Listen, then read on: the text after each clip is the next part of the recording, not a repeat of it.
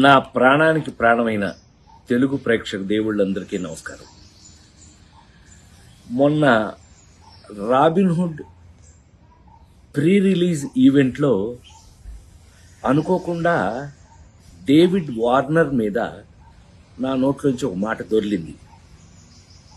అది కేవలం ఉద్దేశపూర్వకంగా చేసింది కాదు. అసలు నా ఉద్దేశం, నా గురించి మీకు తెలియదే ఉంది.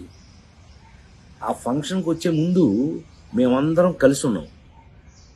ఎంత అల్లరి చేశాము అని అంటే గనక, నితిన్ని అతన్ని మీరంతా నాకు పిల్లలు లాంటి వాళ్ళు అన్న అంటే గట్టిగా వాటేసుకుని, నేను మెదకుండా ఉండకుండా, నువ్వు యాక్టింగ్ చేస్తున్నావు కదా, నువ్వు యాక్టింగ్లోకి రా, నీ సంగతి చెప్తానన్నా. అంటే అతను అన్నాడు, మీరు క్రికెట్లోకి రండి, మీ సంగతి చెప్తానన్నాడు. ఇలా మ్యాక్సిమం అల్లరి చేసాము. అల్లరి చేసి ఆ ఫంక్షన్కి వచ్చాము. ఏది ఏమైనా I love David Warner. I love his cricket. David Warner love our films, love our acting. So మేము, నాకు తెలిసి ఒకళ్ళకి ఒకళ్ళం బాగా క్లోజ్ అయిపోయాం.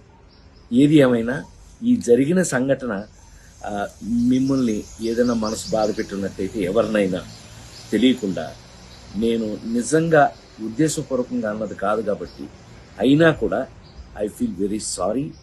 నేను మీ అందరికీ సారీ చెప్తున్నాను. అలాంటిది ఇంకెప్పుడు జరగకుండా చూసుకుందాం.